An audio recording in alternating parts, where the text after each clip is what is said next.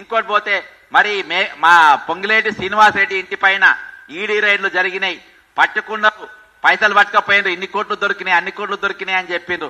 ఇవాళ వరకు ఏమైందో అది కూడా తెలియలేదు. ఇది వీళ్ళ క్రెడిబిలిటీ. ఒక క్యాబినెట్ మంత్రి, క్యాబినెట్ కూర్చోవాల్సిన వ్యక్తి ఈ రోజు వర్క్ అనేది ఓపెన్ చెందాల్సిన వ్యక్తి నాకు సగం నీకు సగం అంటాడా? నువ్వేం మంత్రివా నువ్వు?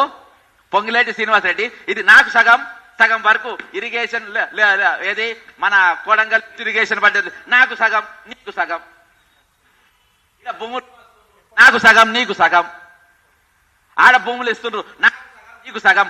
అసలు క్యాబినెట్ లో ఏ విధంగా పెట్టుకున్నారు కాంగ్రెస్ పార్టీ నాయకులు కొత్త మన సిగ్గున్నదా? ఇటువంటి దొంగలం పెట్టుకోని, ఇటువంటి 420 పెట్టుకొని కాంగ్రెస్ పార్టీ రోజు సిగ్గుపడాలి.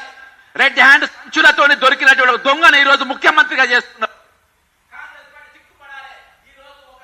4 పార్టీలు తిరిగినటువంటి వ్యక్తిని నువ్వు మంత్రిగా చేసుకుంటావు. అటువంటి 4 పార్టీలు తిరిగినటువంటి వ్యక్తికి ఈ రోజు రెవెన్యూ మంత్రి ఇస్తావు.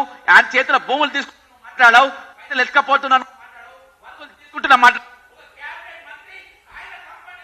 ఏ విధంగా వర్కులు తీసుకున్నాడు?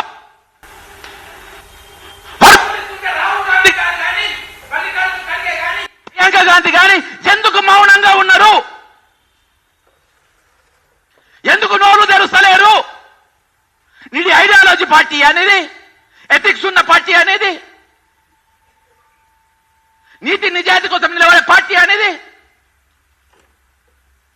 అదాని నా శత్రువు అని ఎందుకు చెప్తావు? నువ్వు ఇక్కడ దోస్తానా ఎందుకు చేస్తావు?